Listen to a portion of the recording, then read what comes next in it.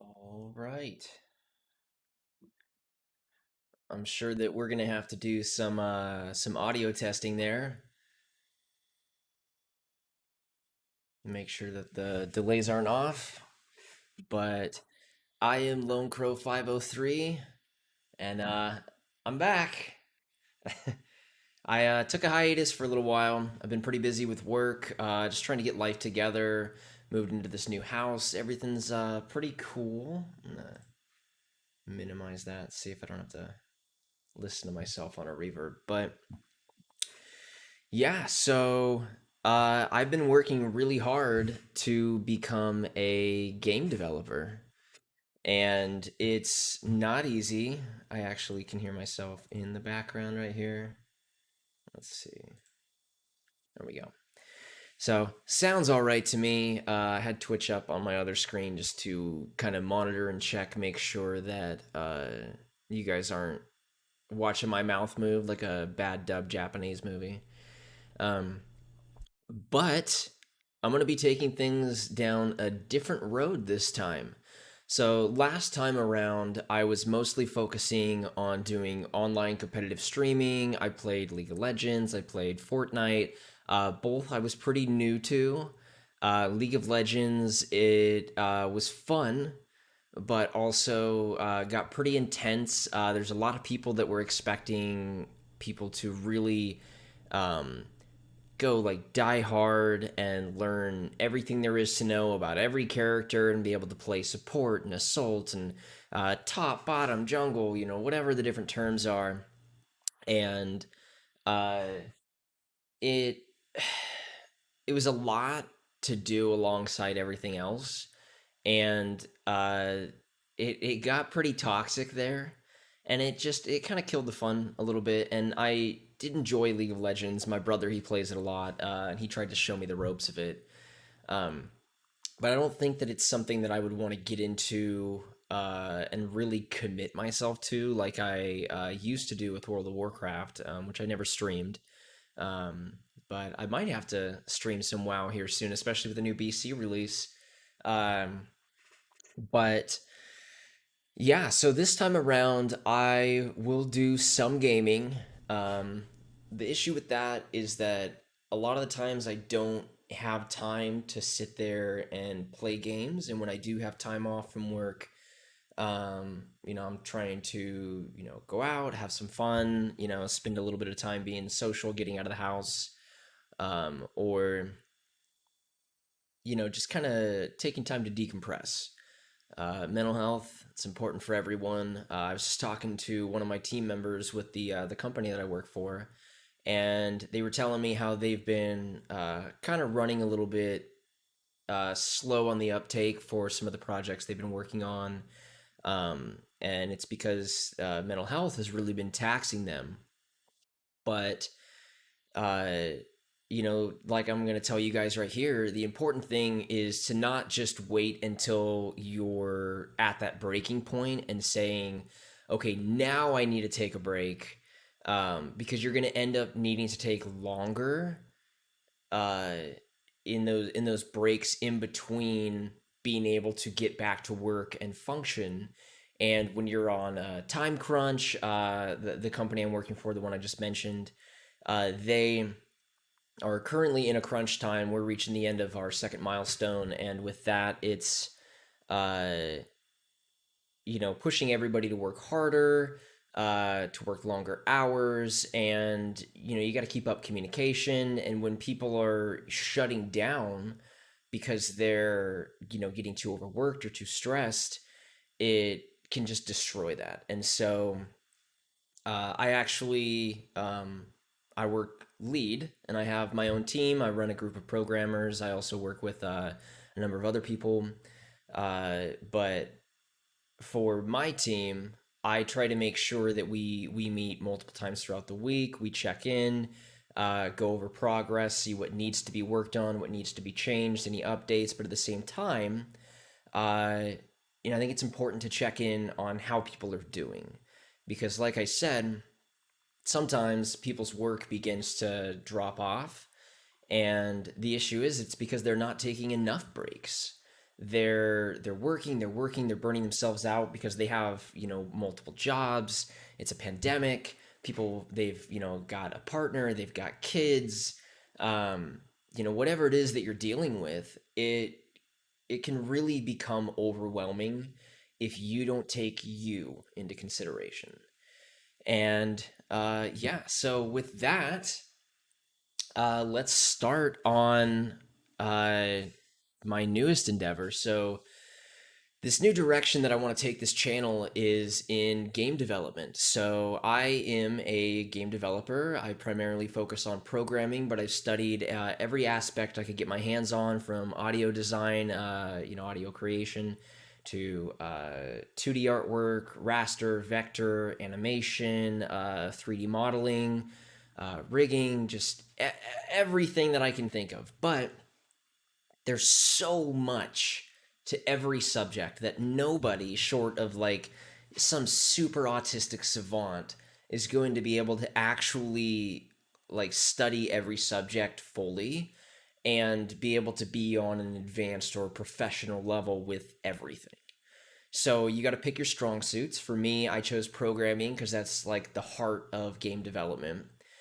Programming is essentially what gives you the language to be able to communicate with your machine so that you can essentially tell it what it needs to do.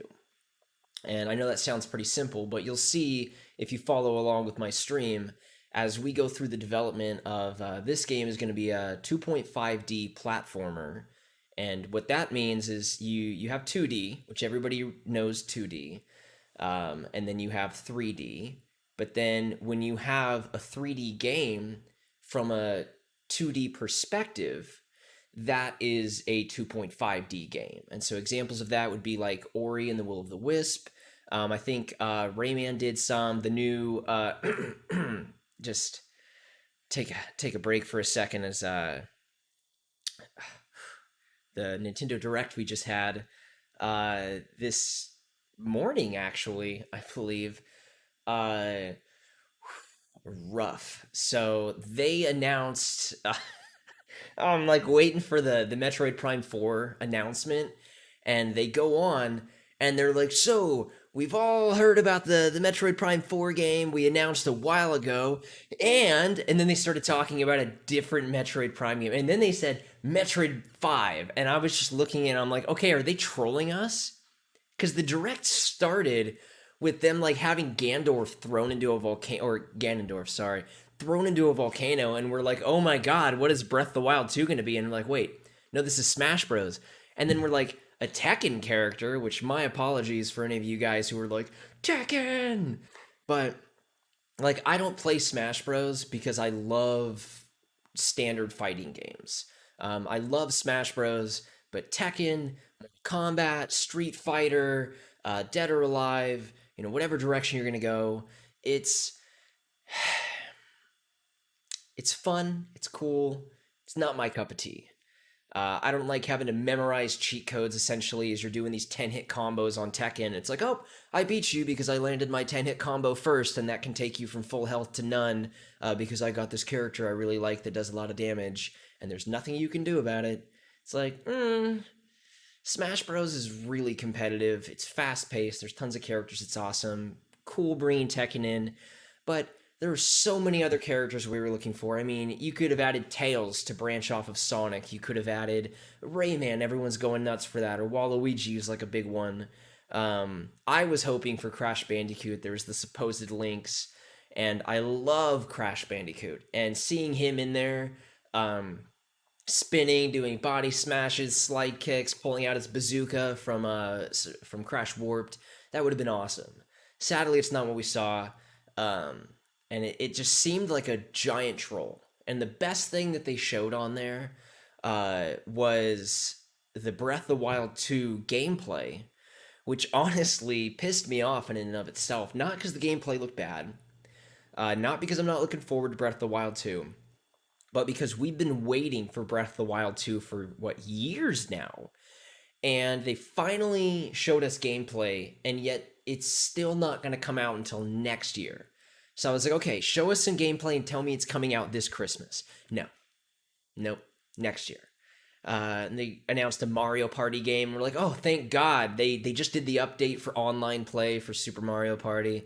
Maybe now they're gonna actually pull in some DLC. It's like, oh, thank God they're bringing maps and mini games back from the old Mario parties. Like this is what Super Mario Party needed. Oh no, separate game, bang. um, but they said Metroid 5. And I'm like, okay, this is a troll. And they're like, psych, it's going to be Metroid Prime 4. And then, no, no, it's a new side scroller Metroid, which looks cool. It looks cool. But you can't preface that with a mention in any capacity to Metroid Prime 4. And it's, I mean, essentially, Nintendo just did the same thing that that Blizzard did with Diablo Immortal.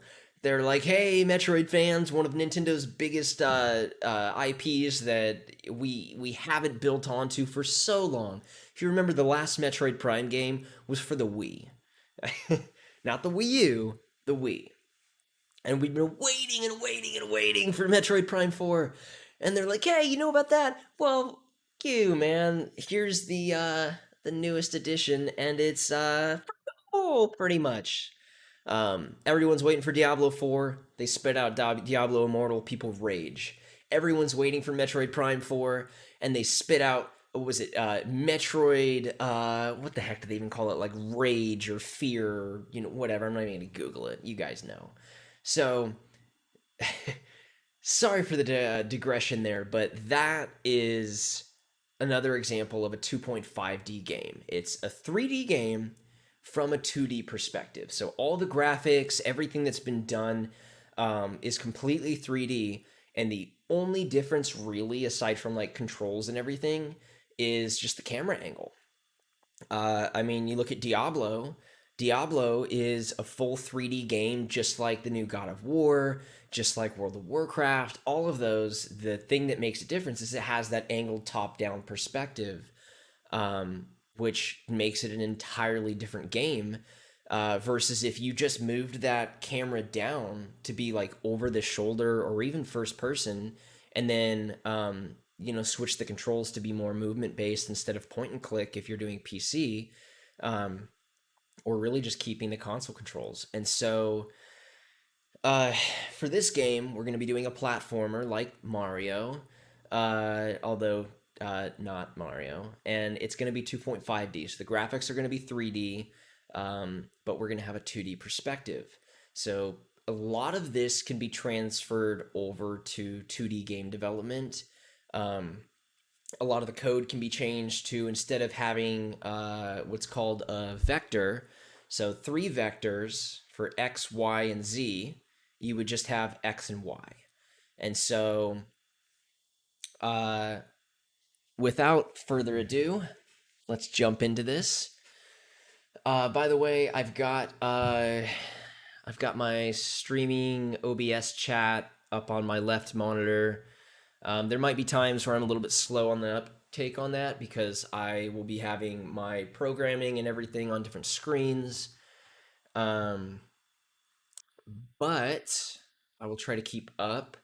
With Discord, I've actually created a new server.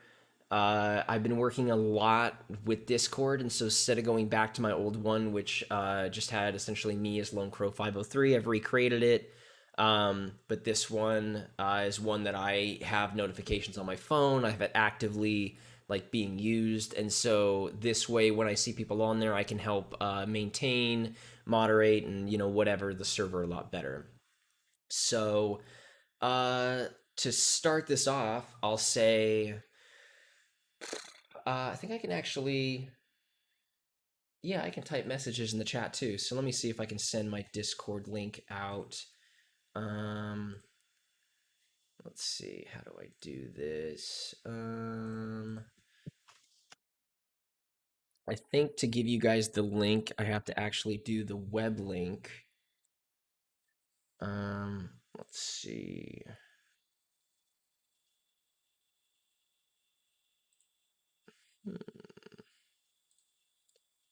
And here we go in the chat. Oh, can I not? There we go. There we go. So that link should bring you to the Discord channel. I actually have a voice channel here. I'm going to create a new channel while we speak. And this one's going to be called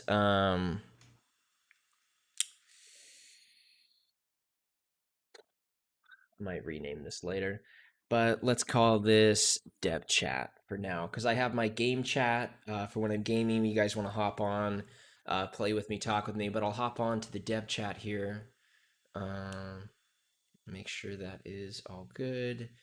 Uh, actually, I'm not going to do that over the website.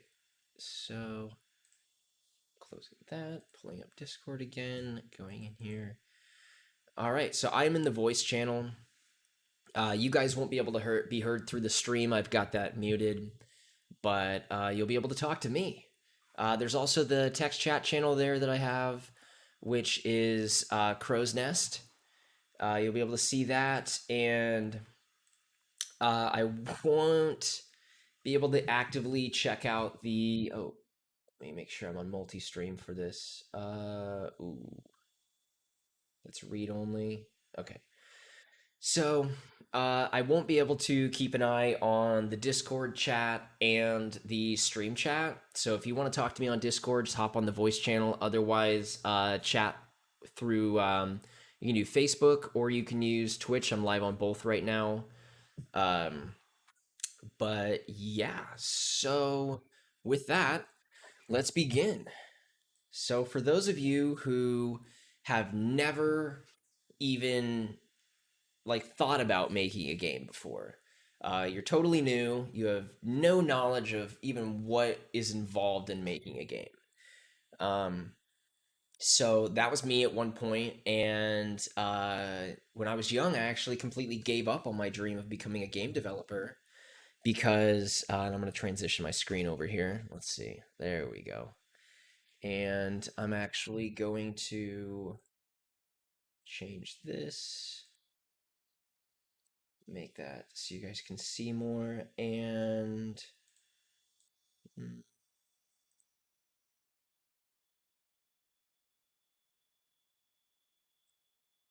let's see, how did I do this? Did I lock that?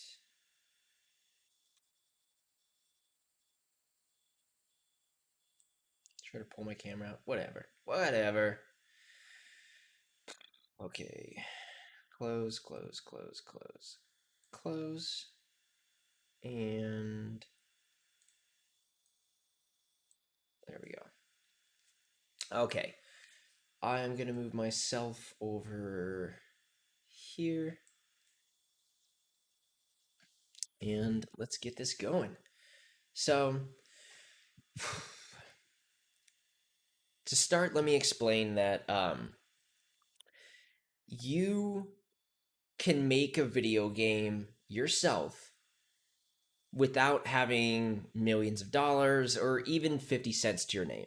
You can learn computer programming, you can learn graphic design, 3D modeling, animation, everything that I talked about that I know. You can learn all of that for free. The amount of information that's out there today is insane. It is all over YouTube. There's websites like Skillshare and Stack Exchange and Udemy, which is a really good one. There's tons of programs like Game Dev HQ, Thomas Brush. He's another streamer and game developer. He just made a new program as well where he teaches game development. Programs like those cost money, but they have tons of free sourced YouTube channel videos. Brackeys, Brackeys. May he rest in peace. um, I don't even know if that was the right whatever the Catholic thing is. Uh, but he retired. Was it like 6 months ago, whatever, and great loss to the community. He's amazing. His tutorials were so helpful when I was learning, and even still, I use them as references. Sometimes I send them off to people in my team when I'm asking them to make something that they've never worked on before. I say, well, if you watch this video, you can see a reference of kind of how it's done from a professional standpoint. And I know that if it's got Bracky's name on it, then it's going to be a quality tutorial. It's going to be kept up with what's known as best practices, which is a professional keyword that I'll probably be using throughout this. And it essentially just means what it sounds like. And that is making sure that what you're doing is up to par with what a professional company would want from you. Um, and there's reasons for that. So uh, there's so many resources for you to learn whatever you want, but a lot of stuff is free software wise as well. So if you look at my desktop, aside from all these video games that I've put on there, because when I play games, a lot of times I play for research purposes. So it's not just to have fun, it's in order to study and learn development, methodologies, mechanics, see how people did certain things and why. I'm playing through the Assassin's Creed series from one on, and I'm doing that to be able to learn, which I'm not streaming that, sorry, but to see and learn when they started, what were they going for? And then when they made a sequel, what did they change? Did it make it better? Did it make it worse? Um, or maybe it just completely changed the game entirely, like what happened with Odyssey. Um, but aside from all of those, you'll see over here, there's all these different softwares, and some you'll recognize, like the Microsoft Suite stuff. This is for streaming right here, Discord, blah, blah, blah. But over here, you'll see, first and foremost, Unity Hub. So Unity Hub is a software which kind of like how you don't just open up your game, you open up the Epic Game Store and then you open up your game and whatever, which probably won't actually open that for you guys, but um it just links you to your different projects, it organizes it and whatever. But the actual Unity software, uh although this can link you directly to it, is just called Unity. And so I will pull up the website for you guys right here. So if you just go to unity.com, you'll see, links to all kinds of stuff, including they even have a free learning section here where you can go through tutorials, you can get actual certificates. Those classes, I believe, cost money if you want to get a certification. Um, but they've got tons and tons of resources here for you to learn how to develop. And I think it's called Unity Learn, which I believe you can see on the hub as well. They have a Learn section. Looks like they got Lego Micro Game. So this is sponsored by Lego, obviously, and you'll learn how to make a Lego game. They got kart racing, first-person shooter games. Rollerball actually was the very first tutorial I ever did when learning how to program and make games.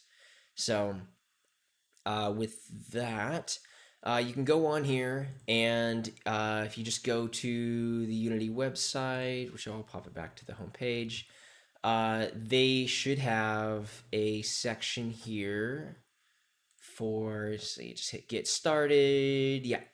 So here we go. So you go to individual, and you'll see they have a free student version and a free personal version. So I am developing on the personal version, which is free so long as you didn't make 100 grand this year from the games that you've been developing. So if you have a job and you make tons of money and you're a millionaire, or you're a kid and your parents are making millions of dollars, you're fine. You can still use the free version. There's no limit to that. It's a matter of if you've used Unity to make a game or product and you've accrued over $100,000 in the last 12 months, as you can see right here, um, then you have to start paying for their pro packages, which um, they're, look at that, $400 a year, 1,800 per year, 2,000 per year. That might sound like a lot for a software, which software used to be pretty freaking expensive. If you wanted what this is a game engine, is what Unity is called. Epic Games, the people who make Fortnite, they also have their own game engine called Unreal. I'm sure you guys have heard of that. It's very popular these days. They're about to do some big changes with the Unreal 5. But Um, it's only assuming that you just made 100 grand in the last year. So if you just made 100 grand, then 400 bucks, $2,000 in order to continue to use this software for another year. And then if you don't keep making that money, then you don't have to keep using it. Because notice it says in the last 12 months. So if 12 months goes by and you didn't make 100 grand again, you're fine. You can go back to using the personal version. And it has just about everything that you would want and need, and all the stuff that it doesn't have. I mean, like, I haven't actually looked at the pro version in a long time to see what they have that I might need, but honestly, uh, you're not going to run into anything where it's like, oh nope, you need to pay for that. You're going to be able to do everything from beginning to end in every aspect on the free version, and do totally fine. So if you hit that, you download it, it'll guide you through all the stuff you need to do. Um, I believe you have to create an account with Unity, just like pretty much everything these days. But they're going to give you a license. So first time users, returning users, there's probably going to be tutorials, whatever. If you want, you can go through those. If you don't, you can skip it and just work alongside me or hop on YouTube. Look at whatever you want. But that is Unity. To go over the other software, this is Visual Studios. That is where I do all my computer programming. That comes with Unity. So if you download Unity, you'll automatically download Visual Studios, which you'll be able to then do all of your programming, which we'll be doing programming in the language C Sharp. So there's a lot of languages: C++, Java, JavaScript, um, and you don't have to worry about any of that if you're new. If you're not, then I mean, hey, you already know. But Unity works really well with C Sharp, so that's what we're going to be using. You'll notice that beside that, I have this GitHub Desktop. So GitHub Desktop is a software. Let me make sure I'm on my 2.5D platformer.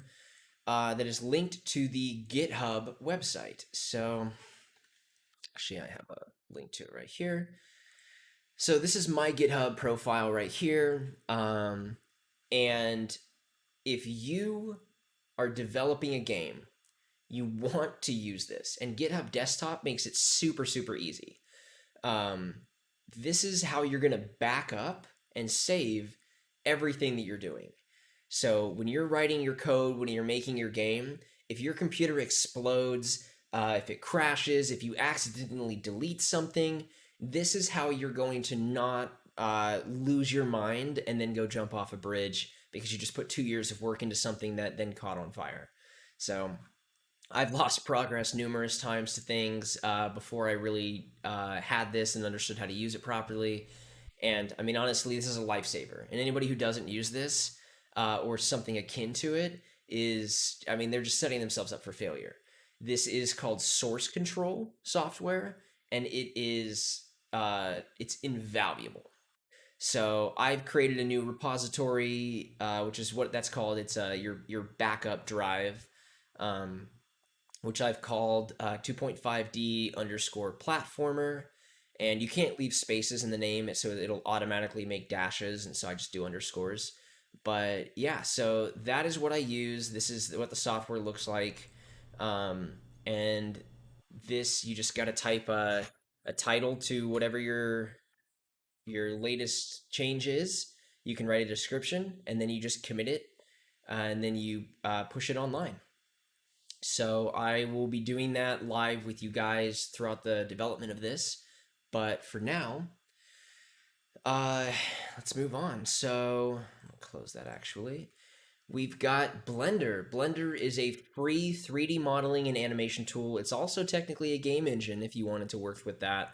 I would not recommend it. I have never worked with it myself, but I have not heard great things. Blender alone is pretty complicated, but it's a free alternative to Maya, which Maya is a Autodesk software that is really great for 3D modeling and animation, but it's very expensive. It's like $300 a month or something.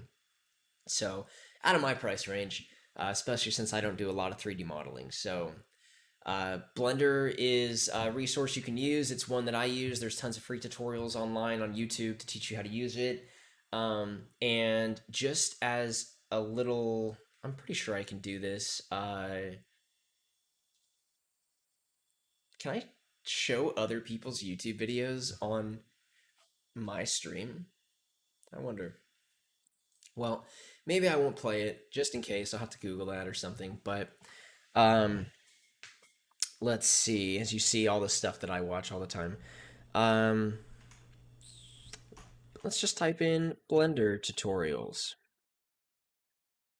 So right here, Blender Guru. This guy is the staple for learning Blender. This is a famous tutorial, which is the donut. So if you get into this style of work, if you're doing more art, then learning how to do 3D modeling, rendering, and stuff, this is a tutorial on how to make photorealistic models. So he makes a cup of coffee and he makes a donut with frosting. You got to add the shading, the reflections, all that stuff, and you'll see all over like Facebook groups and stuff where people are posting their donuts that they've made, um, because this is very, very commonly a first project that people delve into when learning Blender and 3D modeling.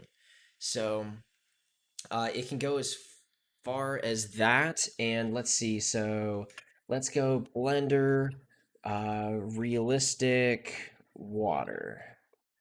So if you look at these, you'll see this is all made in Blender. Free software, you can do all this for free, but just beautiful, realistic animations. Um, there was one that was really great from CG Geek. He's a good one. I like him. I don't know how famous he is. I'm sure he's pretty famous. I mean, he's got lots of followers and stuff, but I mean, it's only limited by you.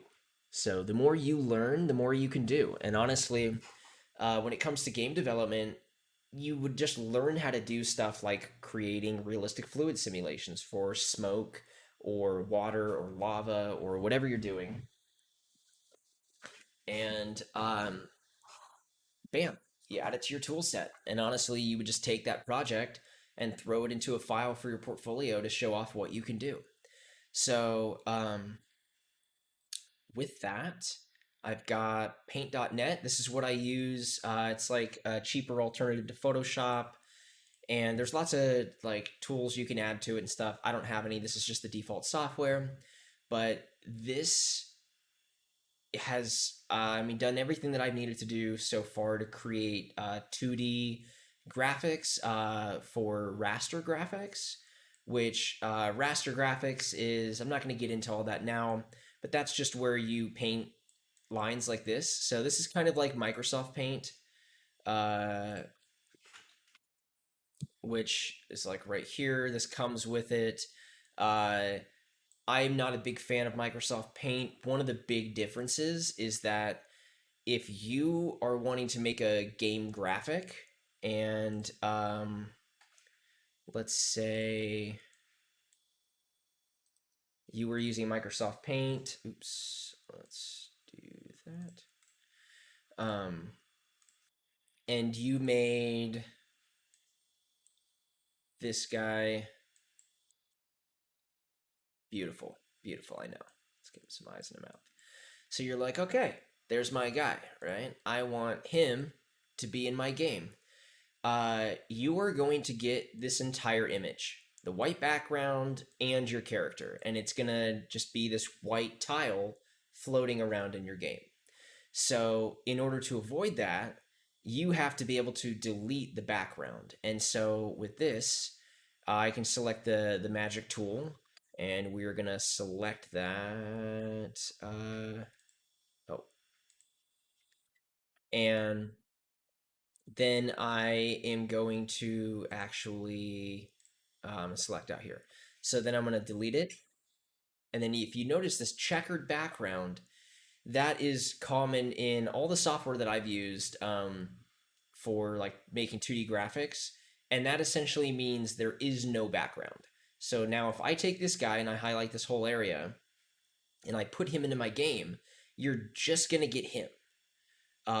because this is not actually anything. It's not rendered, it's not sent, it's not an image. So this also has the ability to do layering, which is really, really useful. I don't know if it has anything for animation.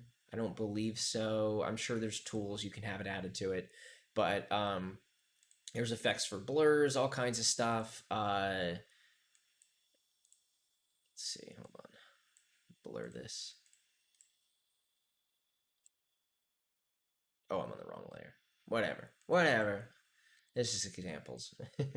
So, Inkscape, this is like Paint.net, but Inkscape is used for vector graphics, which instead of painting stuff, and this is where it gets complicated. Like I said, I'm not going to go into it. I hate doing vector art. But essentially, the difference is normal graphics. Normally, when you're doing 2D art, you do it in raster.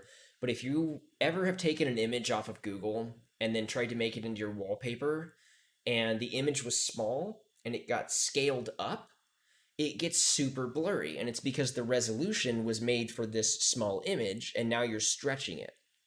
So if you make raster art, then it's going to, which by the way, I don't use quotes as like sarcasm for this. I'm using it as like quotes, like to put emphasis on it. Um, but if you do vector artwork, then every line that you draw is going to be recorded by the software using mathematics and like a grid based formula. So it's essentially, instead of drawing a little arc, it's saying, just like you learn in like elementary school, when you have a graph, you have like 2 comma 4, and it means 2 over on the x-axis, 4 up. So it's recording the exact point in the axis of that screen on where that line starts, where it ends, and what the angle of the curve is. And it's just for every single line you do. And so it's super, super tedious because you're like, I don't even want to go into it. But the point of that is because since everything's recorded based on mathematics, it doesn't matter how you scale the image, it will always look perfect. And I didn't know about that until way later on. I had to find out what vector graphics and raster graphics were. So you'll see a lot of times for logos for businesses, things like that, they're done with vector art. So they can be blown up on a billboard, they can be put on a business card, they can be thrown on a TV commercial, and they're always going to look perfectly pristine, sharp, beautiful, blah, blah, blah, blah. Which is why when you're making raster art, which I will just do this real quick just to show you guys, when you make your projects, it is always best practice to, when you're making the resolution, um, which this is pretty standard. So width 1920 by 1080 with a resolution of 300 pixels per inch. I'll see either 100 or 300. I go with 300, but um, this is a 1080p resolution. So chances are, if you're on a computer right now, you're seeing this with a 1080p screen. So that means that is 1920 pixels wide and 1080 pixels high. So I have a 4K monitor and then two 1080p monitors, and that way I can see my resolution and develop on multiple formats. Um, but you're gonna want to make this for the absolute highest resolution that you could possibly imagine yourself ever putting it to. And so for 8K, you would do 7,680 by 4,320. Um, and so right now, 8K is like the biggest that we have. And so I would make it for 8K. And when you do that, it's going to create uh, your project. And this is going to be for every, which I believe the pencil does a single pixel, unless you can't see it. But if I zoom in, there it is, which that'd be a single pixel. Since I was zoomed out, it's really hard to just click on one spot. And you'll see how it like blurs on the edges right there. that is this setting right here and that setting right there. So, but yeah, so enough of that, enough of the art side of things. That's not what we got into. Um, I'll say Audacity is a free audio editing software. You can use that to edit and do your music, your sound effects, whatever. But let's let's get into this. So download Unity. It's going to put the Unity Hub on your computer. You'll go to installs. You're going to add. The latest version is usually good. Sometimes they have beta versions that are still in development. But yeah, so I am using for this one 2020.1.14F1. And that is not the newest version that I have, but it's fine. So it allows you to keep older versions and download other versions. And the purpose for that is because if you're developing a project and Unity makes a newer version and they've taken things away or they've changed things drastically and you don't want that to affect your project, you don't have to. You can continue developing on the same version. And if you're ever working with a team, it is very important that everyone on the team is developing on the same version of Unity. So keep it consistent, and that is best practices. So once you download it, you can create your new project. If you go right here, you can name it. You can select whether you want it to be 2D, 3D, high definition, RP, or universal render pipeline. Notice RP, render pipeline, they are the same thing. So these two, don't worry about it. Those are advanced. Those go into being able to do like super high end graphics and they add certain things and it's like all pre done settings. Um, that if you don't know what you're doing, you're not going to be able to really know what's going on, and it could complicate, if not mess up, what you're trying to do. So stick with 2D or 3D to start. Uh, my project, I did 3D, which just as a note, doesn't matter what you choose. If you choose 2D, you can still make a 3D game. And if you choose 3D, you can still make a 2D game. All this is doing is setting a template for the default settings that your game is started with. So once you do that, you're going to want to choose a location on your computer. I have a file right here called the Unity Projects, and I plop it right in there. Of course, I have my GitHub repository, and so you'll see the file right here for 2.5D underscore platformer, and that file is actually my GitHub file. And within that, this is the README from my GitHub, which I put in there. And then here's the actual game files. So those will be created all automatically. This is a brand new file. I haven't done any development for it. I just wanted the loading to get done ahead of time. And so then, yeah, once you create it, it'll load it, it'll bring it all up, and let's jump in.